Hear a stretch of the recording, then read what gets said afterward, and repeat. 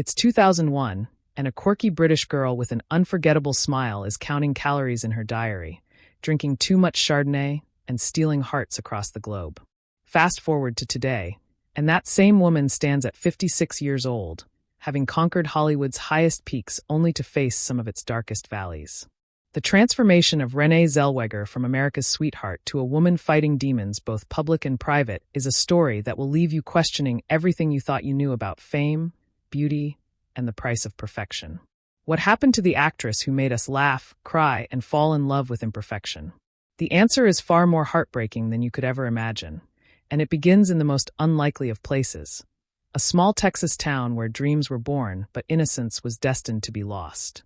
The story of Renée Kathleen Zellweger doesn't start on a Hollywood soundstage or at a glamorous premiere.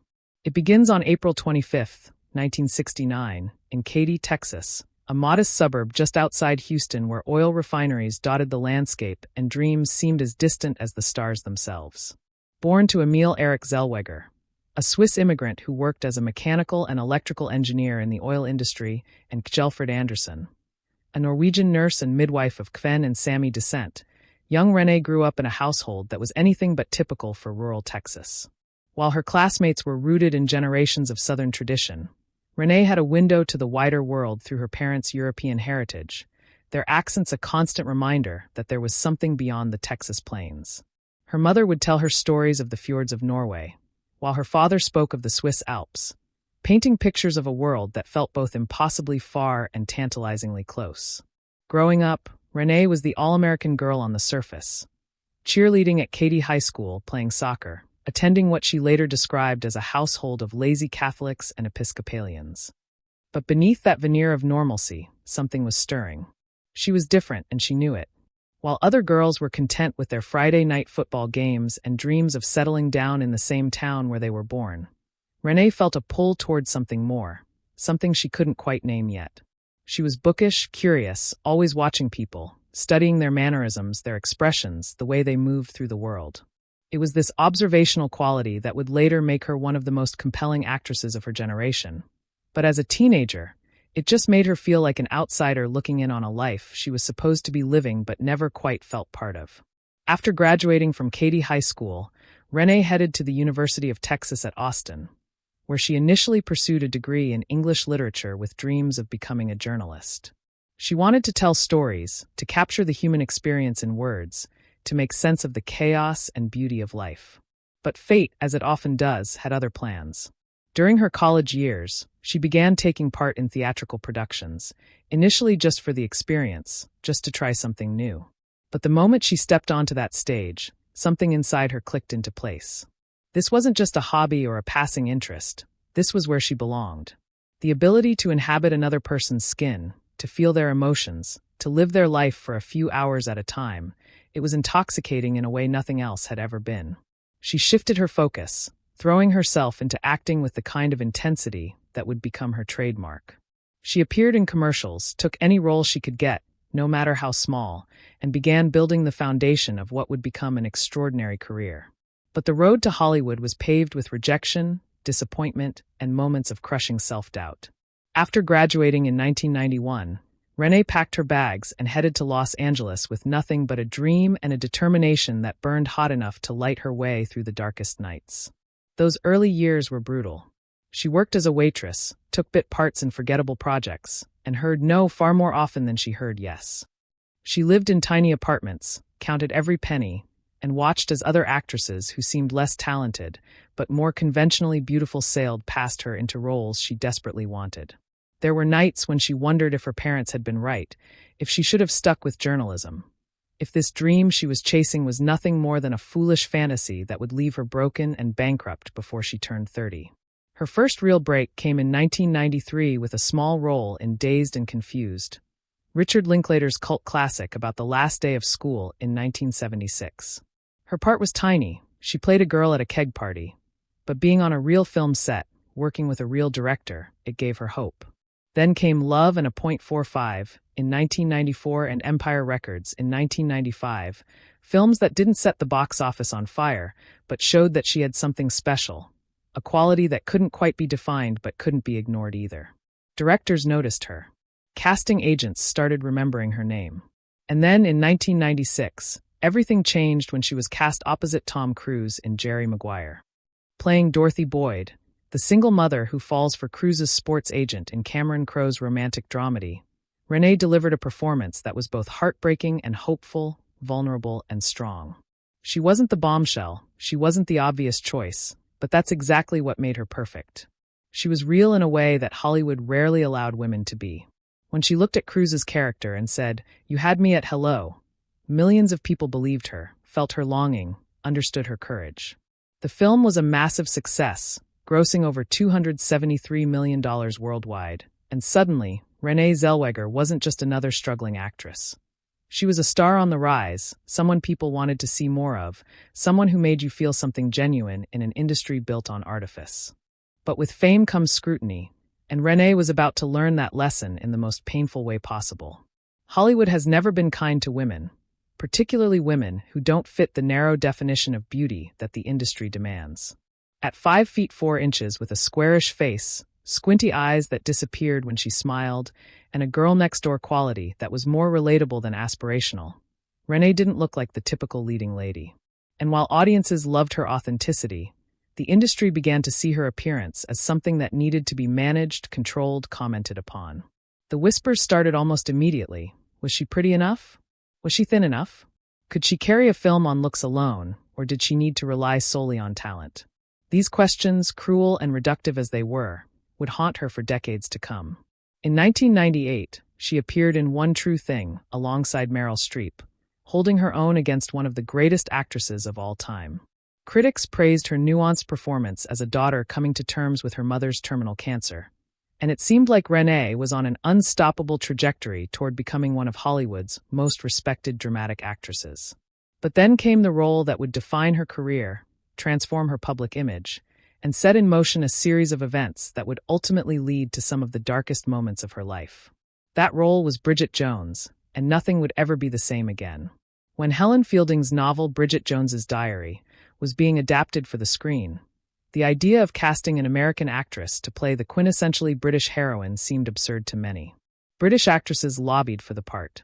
The media questioned the decision. But director Sharon Maguire and producer Working Title Films saw something in Renée that made them willing to take the risk. They saw an actress who understood what it meant to feel like you weren't quite enough, who knew the pain of being judged on your appearance rather than your substance, who could bring depth and humanity to a character that could easily have been a one-dimensional caricature. Renée accepted the role, moved to London, and spent months perfecting her British accent, immersing herself in British culture, and doing something that would become one of the most controversial aspects of her career, gaining weight. For a Hollywood actress in the early 2000s, gaining weight wasn't just unconventional, it was practically unheard of.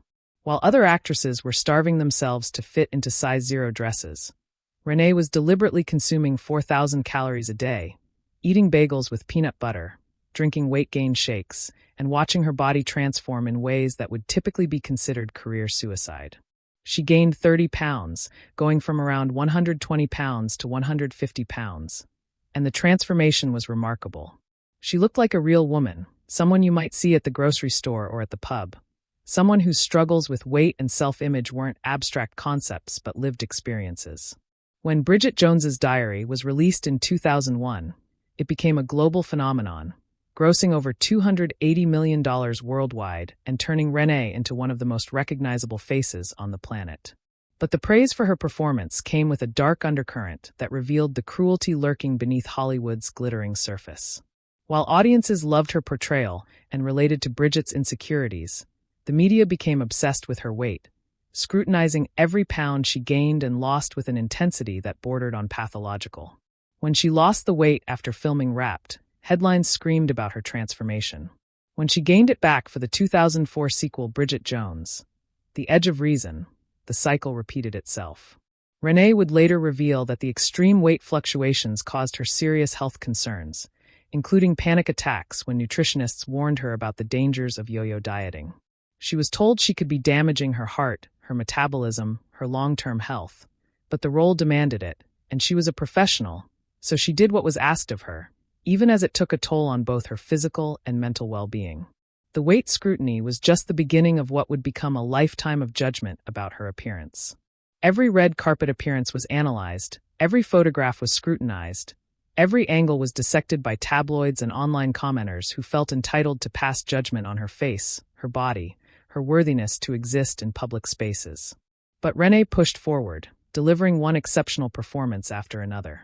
In 2002, she appeared in Chicago, alongside Catherine Zeta-Jones and Richard Gere, singing and dancing her way through the Jazz Age Murder musical.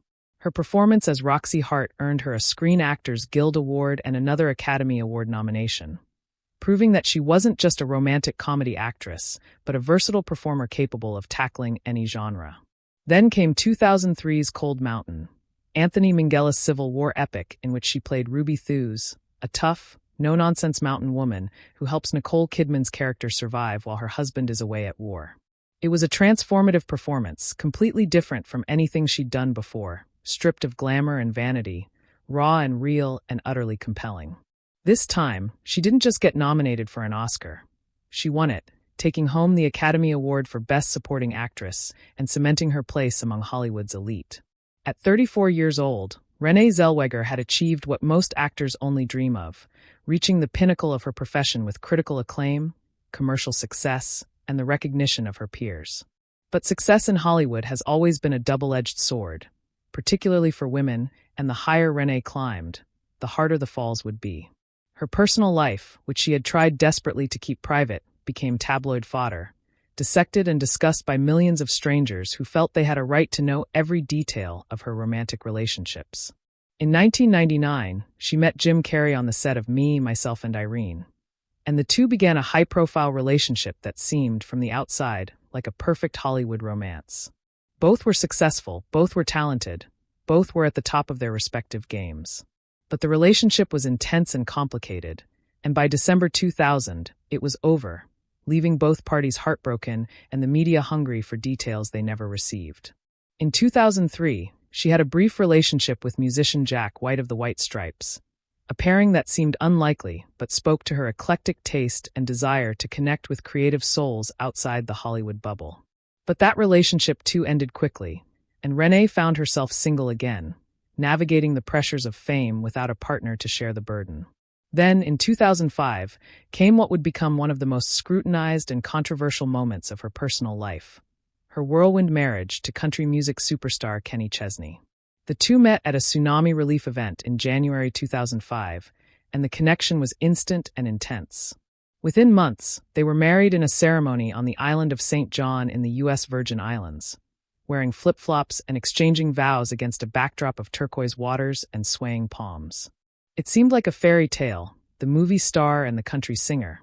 Two people at the top of their fields finding love against all odds. But just 4 months later, in September 2005, Renée filed for an annulment, citing fraud as the reason for the dissolution of the marriage. The word fraud sent shockwaves through the entertainment industry and sparked endless speculation about what could have possibly happened to end a marriage so quickly and in such dramatic fashion. Renée later clarified that the term fraud was simply legal language and didn't reflect any wrongdoing on Kenny's part, that it was simply a recognition that they had made a mistake, rushed into something neither was truly ready for. But the damage was done. Rumors swirled about Kenny's sexuality, about what Renée might have discovered, about whether the marriage had ever been real or just a publicity stunt. Both parties refused to discuss the details, maintaining a dignified silence that only fueled more speculation. Years later, on The Oprah Winfrey Show, Kenny would express his hurt over the annulment and the rumors that followed, saying that it was the one thing in his life he wished he could take back, not because he regretted knowing Renée, but because of the pain and scrutiny it brought to both of them. For Renée, the failed marriage was another blow in a series of personal disappointments that were beginning to take their toll. She dated Bradley Cooper from 2009 to 2011, a relationship that seemed more stable and grounded than her previous romances, but ultimately, that too ended, leaving her once again to face the world alone. By 2010, at the age of 41, Renée Zellweger was exhausted. She had been working nonstop for nearly 2 decades, jumping from one film to the next, maintaining the weight fluctuations, dealing with the constant scrutiny, fighting to prove herself over and over again in an industry that seemed determined to find her lacking. She was tired of being Renée Zellweger, tired of being looked at, tired of being judged, tired of the sound of her own voice saying the same emotional lines, playing variations of the same characters, living a life that from the outside looked perfect, but from the inside felt hollow and suffocating. So she did something radical, something almost unheard of for an actress at the peak of her career. She walked away. She didn't announce a retirement, didn't make a big public statement. She simply stopped accepting roles and disappeared from Hollywood for 6 years. Those 6 years, from 2010 to 2016, remained somewhat mysterious, a period when one of the world's biggest stars simply vanished from public life, and the world wondered where she had gone and why. In subsequent interviews, Renée has opened up about what drove her to step away, and the picture she paints is one of a woman on the brink of complete collapse, fighting battles both physical and mental that threatened to destroy her. She has spoken about suffering from depression during this period, about not taking care of herself, about feeling disconnected from her own life, as if she were watching it happen to someone else rather than actively participating in it. The constant weight fluctuations, the pressure to maintain a certain image, the scrutiny of her appearance and her relationships, it had all accumulated into a burden so heavy she felt crushed beneath it. She felt like she was about to die from burnout, her words revealing the severity of what she was experiencing. The woman who had brought joy to millions through her performances was herself drowning in darkness, unable to find the light, unable to see a way forward that didn't involve complete self-destruction. During those 6 years away, Renée focused on healing, on rediscovering who she was beyond the roles she played and the image she projected. She studied international law at UCLA, a pursuit that challenged her intellectually and gave her something to focus on that had nothing to do with her appearance or her fame. She built a house with her own hands, finding satisfaction in the physical labor and the tangible results of her efforts. She rescued a pair of dogs, finding in their unconditional love a respite from the conditional love of an industry that only valued her as long as she was profitable. She wrote music, exploring creative expression that had nothing to do with Hollywood or fame or commercial success. She traveled, spent time with family, reconnected with old friends, and slowly began to remember what it felt like to be a person rather than a product. But even during her absence, the world wouldn't leave her alone. In October 2014, Renée attended the Elle Women in Hollywood Awards, and photographs from the event sparked a media firestorm that would become one of the most controversial moments in recent Hollywood history. People claimed she looked different, that her face had changed, that she must have had plastic surgery. The scrutiny was immediate and brutal, with side-by-side comparisons flooding the internet. Plastic surgeons who had never examined her offering their opinions on what procedures she'd allegedly had done, and commentators debating whether she had ruined her face or simply aged naturally. The response was devastating for Renée, who had been working on her mental health and trying to find peace away from the spotlight, only to be dragged back into the public eye in the most humiliating way possible. She initially responded with an essay published on her website, addressing the silly plastic surgery rumors and explaining that her appearance had changed because she was happier, healthier, living differently, and no longer constantly fluctuating in weight or enduring extreme physical transformations for roles. She wrote about the deeper implications of the obsession with her appearance, about how it reflected society's discomfort with women aging, with women changing, with women existing outside the narrow parameters of acceptability that culture imposes. But her thoughtful response was largely drowned out by the continued speculation and judgment, the cruelty of strangers who felt entitled to dissect her face and render their verdicts on her worth. In a 2019 interview with New York Magazine, Renée spoke about how the whole plastic surgery kerfuffle had been humiliating, how it represented everything that was wrong with the way women are treated in the public eye, how it reduced her entire existence to her appearance and treated changes in that appearance as if they were moral failings or public betrayals. She denied having had procedures to change her eyes or her face, stating clearly, "Not that it's anyone's business, but I did not make a decision to alter my face and have surgery on my eyes." She attributed the changes people saw to weight loss, different makeup, and the natural process of aging. But no matter what she said, the rumors persisted, the speculation continued, and the damage to her psyche deepened. The experience highlighted one of the cruelest aspects of fame, particularly fame for women in Hollywood. You are damned if you age naturally and damned if you try to maintain your youthful appearance. If you look older, you're criticized for letting yourself go and losing roles to younger actresses. If you look too good, You're accused of having work done and being vain or desperate. There is no winning, no acceptable way to navigate the passage of time, no way to simply exist without being judged, scrutinized, and found wanting. For Renée, who had already struggled so much with the public's obsession with her appearance, this was a particularly painful blow, a reminder that even when she was trying to step away and find peace, the world wouldn't let her go. But Renée Zellweger is nothing if not resilient, and despite the pain and the setbacks, she found her way back to acting, but on her own terms this time. In 2016, she returned with Bridget Jones's Baby, the third installment in the franchise that had made her a star. This time, she refused to do the extreme weight gain, citing health reasons and the fact that at 47, her body couldn't handle the punishment it had endured in her 30s. She looked healthier, more at peace, and her performance showed a maturity and depth that came from lived experience and hard-won wisdom. The film was a success, reminding audiences why they had fallen in love with Bridget and with Renée in the first place. Then, in 2019, came the role that would define her comeback and prove that she was still one of the finest actresses of her generation. Judy Garland in Judy, the biopic about the legendary performer's final concerts in London before her tragic death at age 47. Playing Judy Garland was more than just a professional challenge for Renée. It was a deeply personal journey that connected her own struggles with those of the woman she was portraying. Judy had been used by the industry, scrutinized for her appearance, controlled and manipulated by studio executives who saw her as a product rather than a person, pushed to the brink of destruction by the demands placed on her. Renée understood that pain intimately, had lived her own version of it, and she poured all of that understanding into her performance. The transformation was remarkable, not just physically, though she did look uncannily like Garland in her final years, but emotionally and spiritually. She captured Judy's fragility and strength, her desperation and defiance, her longing for love and connection even as she pushed people away. She did her own singing, her voice raw and vulnerable, capturing the way Garland's once perfect voice had been ravaged by years of pills, alcohol, and heartbreak. It was a performance stripped of vanity, brutally honest in its depiction of a woman at the end of her rope, fighting to hold on to her dignity even as everything else slipped away. Critics were unanimous in their praise, calling it the performance of her career, a master class in acting that reminded everyone why Renée Zellweger was a force to be reckoned with. The awards came pouring in, the Golden Globe, the SAG Award, the BAFTA, and finally, on February 9, 2020, her second Academy Award, this time for Best Actress.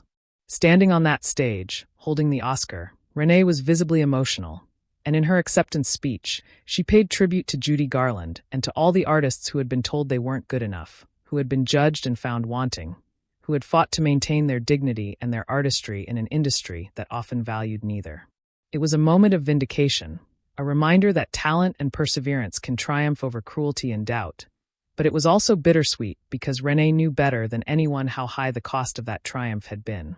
Today, at 56, Renée Zellweger continues to work, most recently reprising the role of Bridget Jones in 2025's Bridget Jones, Mad About the Boy, where she plays a widowed single mother navigating grief, dating, and middle age with the same charming awkwardness that made the character iconic. The film, which premiered in February 2025, has been praised for its mature handling of loss and aging, and for not making Bridget's weight a central focus of the story, a welcome change that Renée herself advocated for. She has also been dating television host Ant Anstead since 2021, and while she remains private about her personal life, those close to her say she seems genuinely happy, more at peace with herself and her place in the world than she's been in decades. But the scars remain, visible not on her face, despite all the speculation and judgment, but in the way she talks about her experiences, in the caution with which she approaches new projects, in the boundaries she's learned to set to protect her mental and physical health.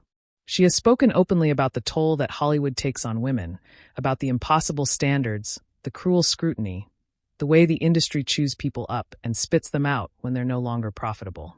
She has become an advocate, in her own quiet way, for changing the culture, for treating actors as human beings rather than commodities, for recognizing that behind every performance is a person with feelings, fears, and vulnerabilities that deserve to be honored rather than exploited. The tragedy of Renée Zellweger isn't that she failed, quite the opposite. She succeeded beyond most people's wildest dreams, winning Oscars, earning hundreds of millions for studios, creating characters that will live forever in the cultural consciousness. The tragedy is what that success cost her, the pieces of herself she had to sacrifice along the way, the toll it took on her physical and mental health, the relationships that crumbled under the pressure, the years of her life spent not living but merely surviving, going through the motions while dying inside. It's the tragedy of an industry that takes talented, sensitive, creative people and subjects them to inhuman pressure, impossible standards, and relentless scrutiny, then acts surprised when they break under the weight of it all. Renée's story is also the story of millions of women who are told from birth that their appearance is their most important asset, that their worth is determined by how closely they conform to an impossible ideal, that aging is a tragedy to be fought at all costs rather than a natural process to be embraced. It's the story of anyone who has ever felt like they weren't enough, who has struggled with depression or anxiety, who has fought to maintain their sense of self in a world that seems determined to define them on its own terms. Her resilience in the face of all this, her ability to keep going, to keep creating, to keep finding moments of joy and connection despite everything she's endured, that's not just impressive, it's genuinely heroic. When we look at Renée Zellweger's career, it's tempting to focus on the highlights, the iconic roles, the awards, the moments of triumph. But the fuller picture, the one that includes the struggles and the setbacks, the pain and the perseverance, that's the story that really matters. It's a story about what it means to be a woman in Hollywood, about the price of fame, about the courage it takes to step away when you need to and the strength it takes to come back when you're ready. It's a story about survival, about healing, about learning to love yourself in a world that profits from your self-hatred. It's a story that's still being written, one day at a time, as Renée continues to navigate the complexities of life in the public eye while trying to maintain her humanity and her sanity. The heartbreak isn't just what happened to Renée Zellweger, it's that her story isn't unique. For every actress who has spoken out about the pressures she's faced, there are dozens more suffering in silence, afraid that admitting their struggles will make them seem weak or difficult or unemployable. The system is designed to break people, to extract every ounce of value from them and then discard them when they're used up. And the fact that some, like Renée, manage to survive and even thrive despite this is a testament to their strength, not to the benevolence of the industry. Until Hollywood fundamentally changes the way it treats its talent, particularly its women, there will be more stories like Renée's, more careers derailed by impossible expectations, more lives damaged by an industry that profits from pain. As we watch Renée Zellweger continue her career at 56, returning to beloved characters and hopefully exploring new territory, we should celebrate her talent and her triumphs. But we should also remember the cost at which they came. We should use her story as a catalyst for change, for demanding better from an industry that has power over so many lives, for creating a culture that values mental health and well-being as much as it values box office returns and awards. And perhaps most importantly, we should extend to Renée and to every other person in the public eye the compassion and humanity that should be every person's birthright, the recognition that behind every image, every performance, every headline is a real human being who deserves to be treated with dignity and respect. The tragedy of Renée Zellweger is beyond heartbreaking, yes, but it's also a call to action, a reminder that we all have a role to play in changing the culture that created this tragedy in the first place. Her story is still being written, and while the pain of the past can't be erased, the future remains unwritten, full of possibility for healing, for growth, for a different kind of success measured not in awards or accolades but in peace, contentment, and the ability to look in the mirror and love the person looking back. That's the ending Renée Zellweger deserves, and that's the ending we should all be working toward, not just for her, but for everyone struggling under the weight of impossible expectations and crushing scrutiny. Her tragedy can become our catalyst for change, if we're brave enough to look at it honestly and compassionate enough to do something about it.